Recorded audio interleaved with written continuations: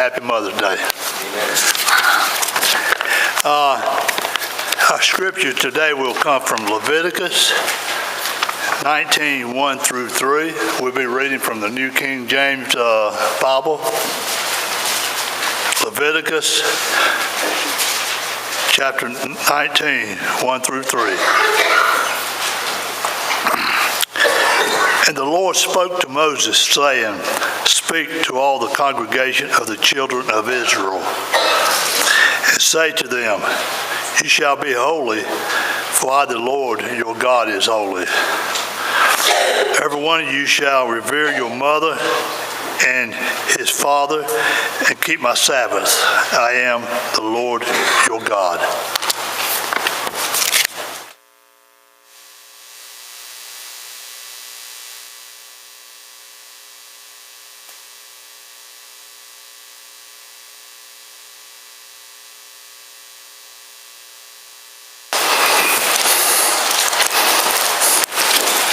Good morning.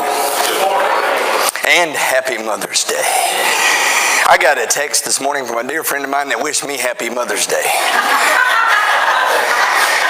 I said, back at you. I don't know what he meant by that. I mean, it's a dear buddy of mine. His mom's been very ill, and we've been in touch and had many prayers, been beside her for several procedures she's had. So, it was just that caught me off guard this morning. My Mother's Day started a little uniquely. I'll share that in a moment. First, I want to greet so many of you. There's so many special folks. There always is on Sunday morning. But many of you have traveled to be with Mom. And if you're looking for a home church, we'd love for you to consider being a part of this church, because we love you and love God. And we'd just love for you to give us that shot, that opportunity. Having said that, I had two wonderful Mother's Day moments this morning I got to share with you. I called Mom about 8 o'clock. Could have called her at 7 or 6. She gets up about 6. She's 88. She is in her third week of radiation therapy on a basal cell carcinoma on her nose. So I've been calling about every other day, checking on her. And I said, well, what'd you do this weekend? I said, how you feeling? She said, well, I think I'm slowing down a little bit. And I said, what do you mean by that? She said, well, I couldn't finish mowing the yard yesterday.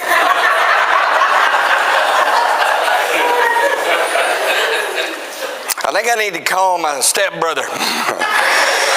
We all went in together and got her this really neat riding lawnmower, but I want to remind you, my mom cannot see very well at all. Latter stages of macular degeneration that you can't hear.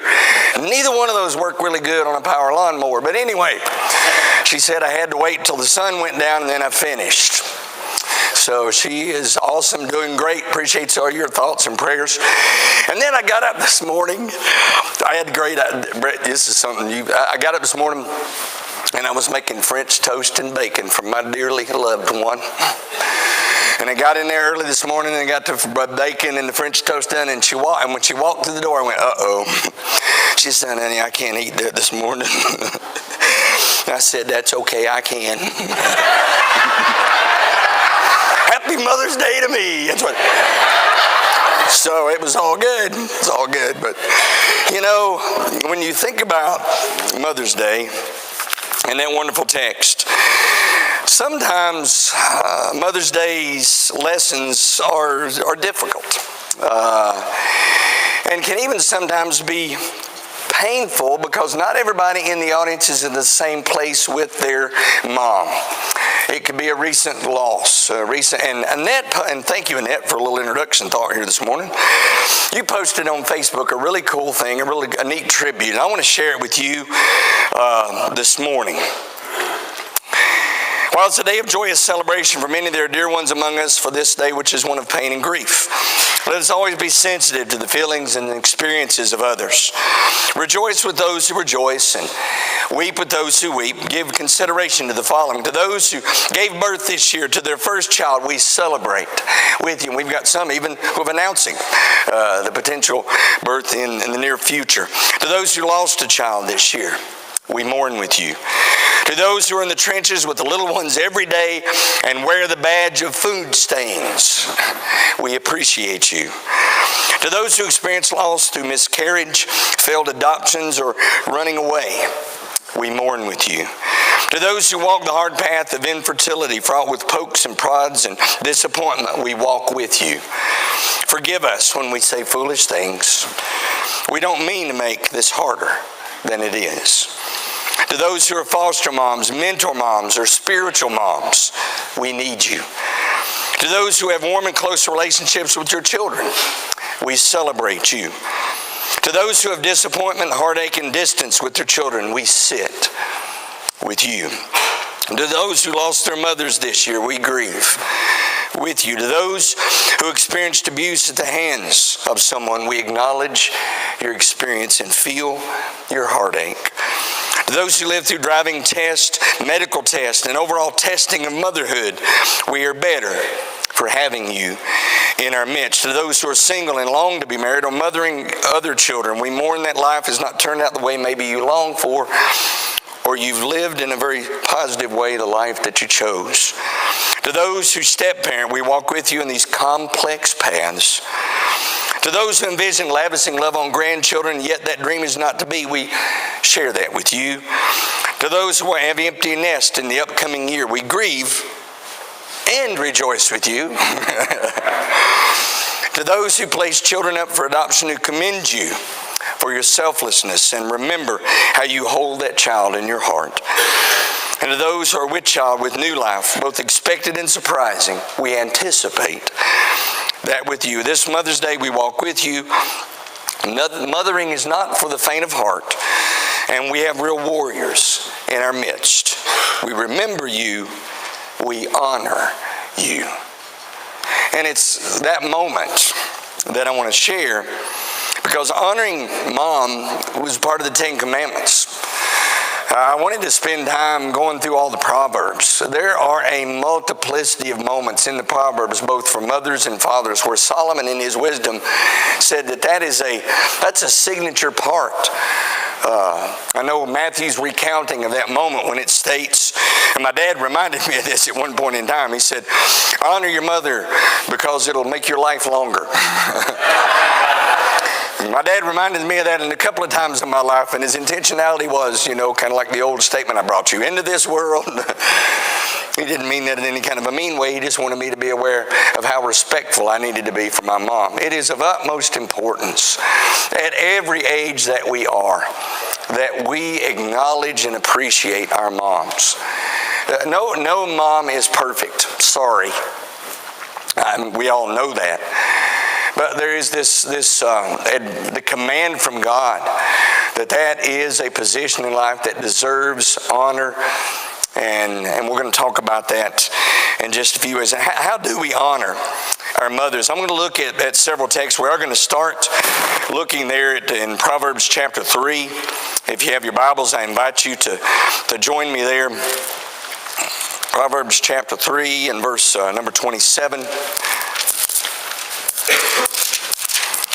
I tell everybody I'm still getting used to this new Bible. Proverbs 3 and verse 27. Do not withhold good from those to whom it is due, when it is in the power of your hand to do so. Look at 31 and verse 28 in Proverbs as well with me. Proverbs 31 and verse number 28.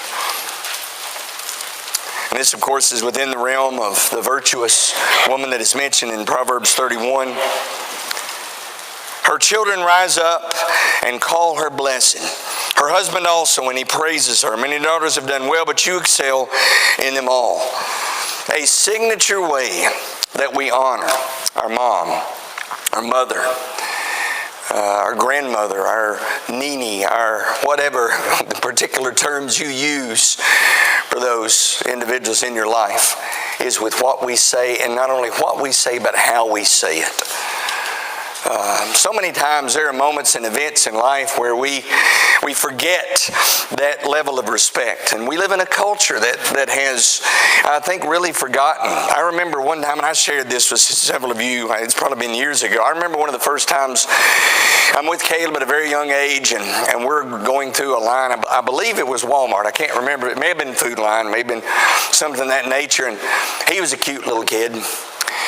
And the lady behind the counter decided he needed, I remember her handing me, it was either a lollipop or some piece of candy. And of course, Caleb took it and unwrapped it and immediately started consuming it.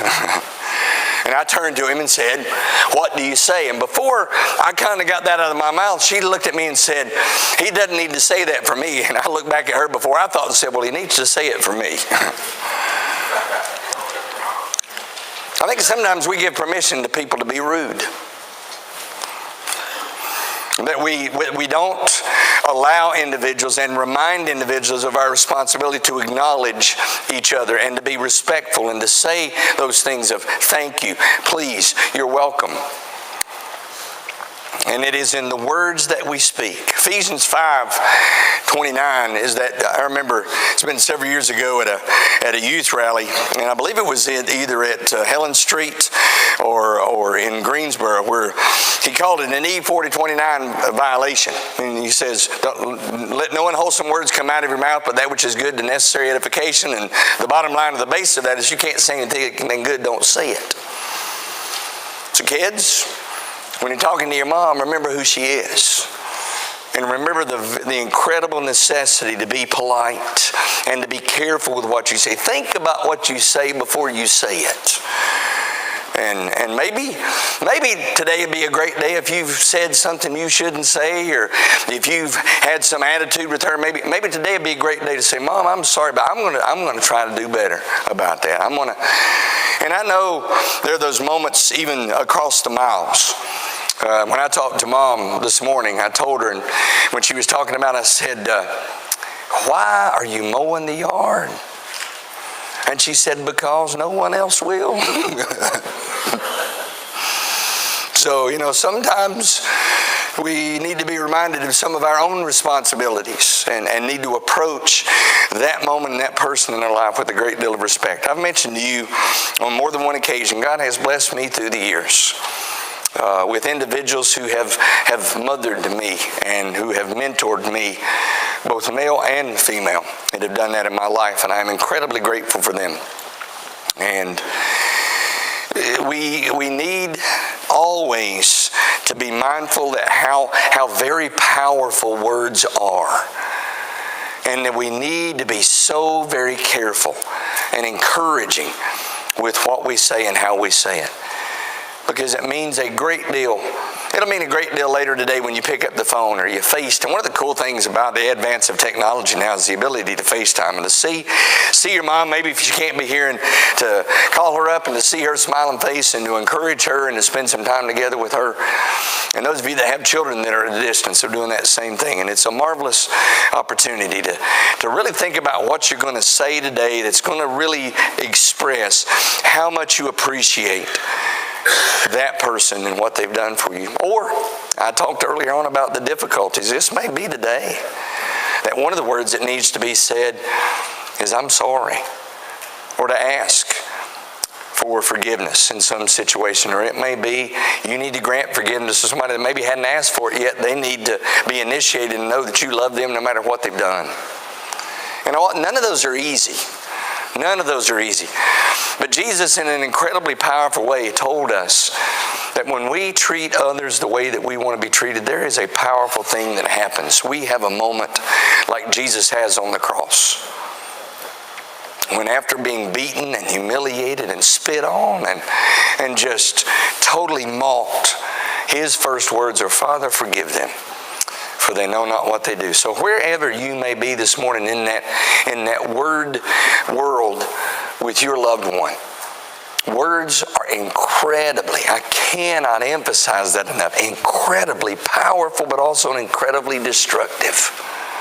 So be careful. Be careful what you say. 1 John 3, I want to use it in the next thoughts. That's where words are important, but we can say things that maybe individuals go, "Well, I know you're telling me that you love me, and I know you're saying all the right things, but is it manifesting? Are you doing something about what you're saying?" I had a little moment in class this morning. I really appreciate Daryl speaking up, and that's the fact that we're saved by grace, not by works. And I totally understand that and totally get the fact that we are saved by the grace of God in obedient response. by faith, by acknowledging what God has done for us, by repenting and confessing, being baptized, by living our lives as best we can in a way that's going to show God how much we love Him. As I said a couple of weeks ago, we live our lives because we're saved, not in order to be saved. It's because of a response to God. And it is that great faith response that we have to Him. We owe that same faith response to the individuals in our lives that we love. 1 John 3, as you turn there, he says, "My little children, let us not love in word or in tongue, but in deed and in truth. And by this we know that we are of the truth and shall assure our hearts before Him." Because he'll say earlier in that very same text, and you know, when you're talking about relationships, there's a real delicate line sometimes in talking about relationships of children and parents and even siblings and grandparents and grandchildren. But when he earlier talks here, he's talking about a context of loving one another, because in 1 John 3, he mentions twice, God is love. 1 John 4:8 and 1 John 4:16. Rather, I'm getting ahead of myself. 1 John 3, he's establishing, behold, what manner of love that we've been called the children of God. And because of that, he then says, verse 14, we know that we've passed from death to life because we love the brethren. He who does not love his brother abides in death. Whoever hates his brother is a murderer. You know that no murderer has eternal life abiding in him. By this we know love, because he laid down his life for us, and we also ought to lay down our lives for the brethren. But whoever has this world's goods and see his brother in need and shuts up his heart from him, how does the love of God abide in him? I could flash back to all of us, and there was moments in our lives when both mothers and fathers, many times today it's the mothers getting a full highlight, but we know there are fathers too that manifest those same characteristics of, if there's a need that your children have, they find some way to meet that. That never dawned on me until later, when I finally realized how limited an income our family had during those years when my dad was disabled after 2 heart attacks and had retired, and after a life of work and construction, living on a limited income, of how many times at various moments in our lives, Mom and Dad both went out of their way to make sure we had things more than we needed. I told you, I never have understood what hunger is. Never experienced it. I've never been hungry, because I've had those individuals that when they saw my needs, they took care of them abundantly. In responding to that, we honor her with our actions, not just our words. I can tell her I love her all day long until I do something that proves that. Many times that's the hardest moment for us, because we figure out, well, you know, what exactly can I do? There's nothing I can ever do to replace. It's amazing sometimes it's not the major things, it's the minor things. And Pam really appreciated the fact that I'd made the toast, and even though she couldn't consume it this morning, but that I thought about doing that. But how many times do you think about doing something and don't follow through? One of the things that really prompts us, one of the things is those moments when we've thought it through and we do something and we do a little bit more than we've said, and we make that little gesture. In all of this, God, in the respect level for our parents, is also a very similar respect level for Him. We're going to talk tonight, a little add-in for tonight's thought. It's the last in a series of Life on the Porch. And we're going to look at the son on the back porch. And you may see yourself in one of those particular roles. One had left and wasted everything. One had stayed home and worked tirelessly and thought I'm doing everything I'm supposed to do. You know, even in those moments when we think, well, I'm doing all the things around the house I'm supposed to do. I'm doing all the things in a relationship that I'm supposed to do. Well, why not think back? Let's do a little reverse. Think back early on. What's something I can do that's going to kind of surprise her? What's something I'm going to be able to do that's going to show her it's more than just my words, Mom, Grandma, honey, whoever that might apply to in your life, and that you make a concerted effort to do something as well as say something. Look at Proverbs chapter 10 and verse 7. And there's several Proverbs here that I've listed. Let's look at 10:1 first, since I've already got it listed there. And So many in the Proverbs that would apply. Proverbs 10. A wise son makes a glad father, but a foolish son is the grief of his mother. Proverbs 15 and verse 20. It makes this observation, 15:20. A wise son makes a father glad, but a foolish man despises his mother. 23 and verse 25. Let your father and your mother be glad, and let he who bore you rejoice. It's the things that we choose to do, not just in response to them, but in our lives, that show that we live a life that mimics the things that they taught us, and shows that they want them as much as we want them to be proud. Got to hear David Davis at his commencement address. And many of you remember Don and Lori Davis, and of course, we think dearly of those individuals who are part of this congregation, and remember them fondly. And as David mentioned, he was talking about how much his mom and dad had done, and that he wants to live his life now in honor of the things they blessed him with. And that's part of that process. Look back at Proverbs 10 and verse 7. Not only honor with our words or actions. In 10 verse 7, the memory of the righteous is blessed, but the name of the wicked will rot. Honor her with the memory, a good memory of the events in our lives and the things we've done, the places we've gone, the potentials that we have reached, and making sure that we're striving to do those things. And then most especially, finally, one of the greatest things, if you ask most moms, what is your greatest wish for your child? I believe it would be summed up as Mary did in her earlier thought about Jesus, and all those moms that we see in the Bible, that their children are faithful to God. That has got to be, and the greatest honor we can bestow upon our mom or our dad, either one, is that we walk a faithful life. John 3:16, for God so loved the world that he gave his only begotten Son. Whoever believed in him might have everlasting life, should not perish. Matthew 16:26, there is a neat moment as it is shared.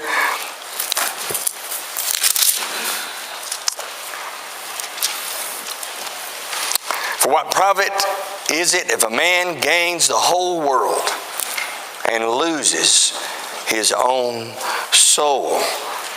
Or what will a man give in exchange for his soul? There's a tremendous amount of effort placed in what our children do. I see through the elementary and the middle school and the high school education of making sure academically and athletically, and a lot of things are done there. But the greatest focus, the greatest thing that we can do for our children is to provide a life of faith for them. Academically, athletically, there are going to be some accomplishments in this world, and there are going to be some opportunities for them to be successful as far as the world standard is concerned. But we must make sure that our greatest desire, one of the things, I guess, that, and I was going to kind of be careful going here, and I'm still going to be careful with that, and it's like opportunities we had like yesterday to really reinstill some of the things. Our children are facing some of the greatest struggles they're going to face in the next several years. Our children, our grandchildren, at the academic level most especially. There is a greater resurgence of evolutionary theory, of individuals trying to totally dismiss God and totally dismiss religion at all.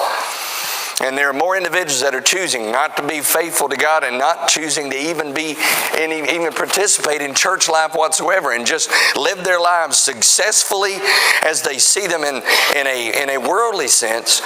And that's because we've lost as a world and as a culture. There's something much more important in what we do for a living, or how successful we are as individuals on the face of this planet. Life is brief. James says it is a vapor that appears for a little time and vanishes away. Where my children spend eternity is my greatest thought as a parent. And as a son, my greatest blessing.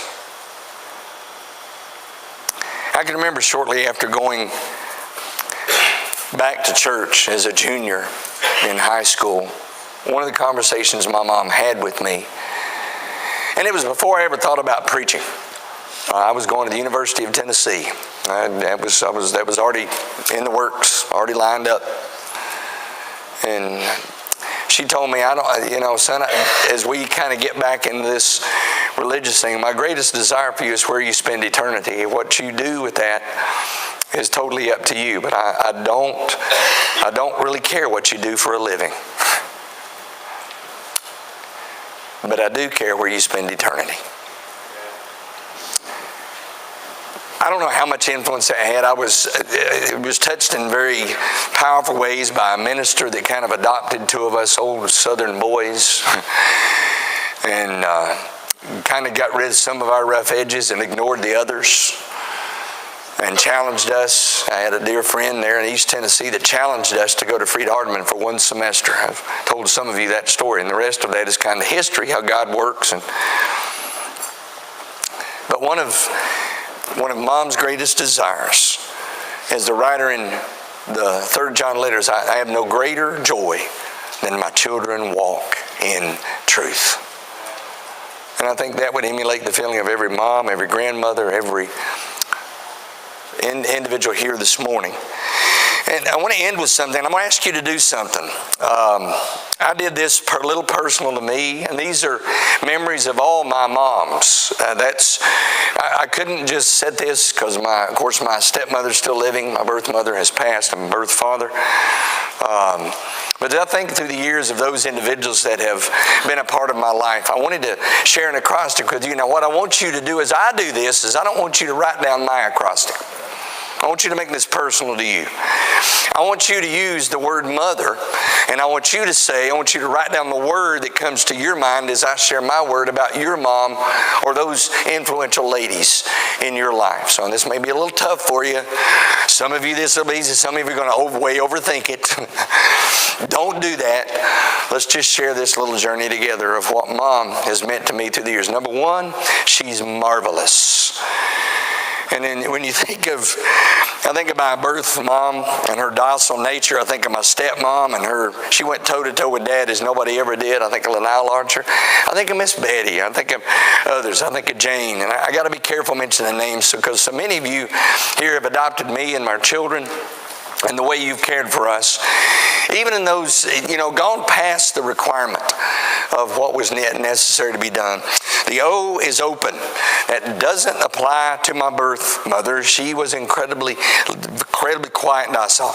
My stepmother is an open book. I never have to wonder where I'm at with my mom. She'll tell me. And she'll say it in a way that's very open and honest. My mom is not the most tactful individual, and when I reference that, I'm talking about Ruby. But man, I love her because I never have to wonder what she's thinking. Number 3 is thoughtful. This is where I think of Lanile Archer, that mom that as I'm all the way, 560 miles away from home, first time I've ever really been doing anything on my own. I move into this little country congregation called the Refuge Church of Christ. Let me rename that for you. The Refuge Church of Christ. You went off the asphalt road onto a gravel road, onto a little dirt road. Back up in West Tennessee. Congregation of about 25 people. First place I ever preached. And Mama Chick was what we called her. She was one of the most, she was at that time, I'm trying to remember, she probably was either in her late 60s, early 70s, but man, she could play spades and rook with the best of them. And she could make the best biscuits. Honey, I'm sorry.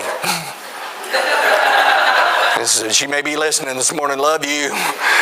But Mama Chick could make the best biscuits. But I'll tell you, one of the things about her is on a regular basis, she was introspective. This was a lady that just, through the years, she had had several difficult experiences. Her husband died early on of a horrible disease, and she had made him a promise, or he made her right before he died. I don't want you ever spending a night alone. We're all glad that he made that promise, because that meant we'd all line up to see who's going to stay with Mama Chick this weekend.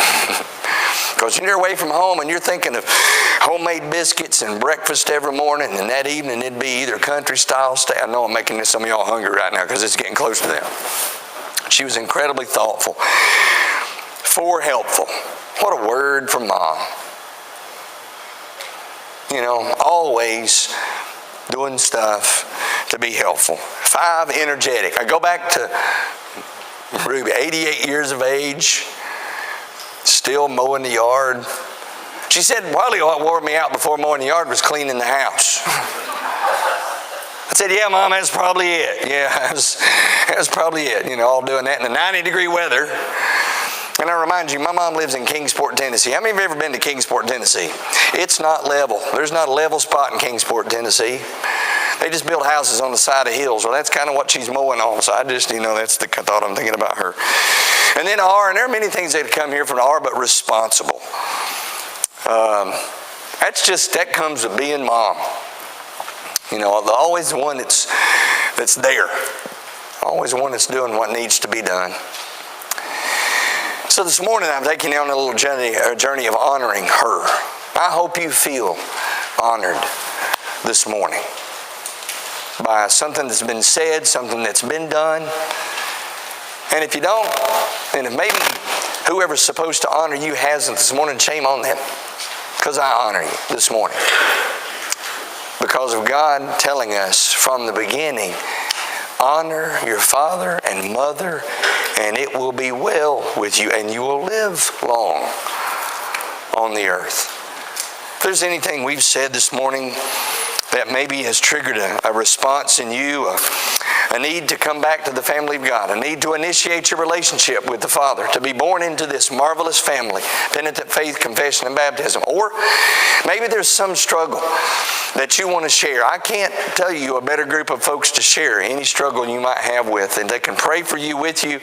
There may be someone here that's gone through something you're going through, and they can offer some sort of option or advice if you make that known. However, we can be of service. Would you come as we stand and as we sing?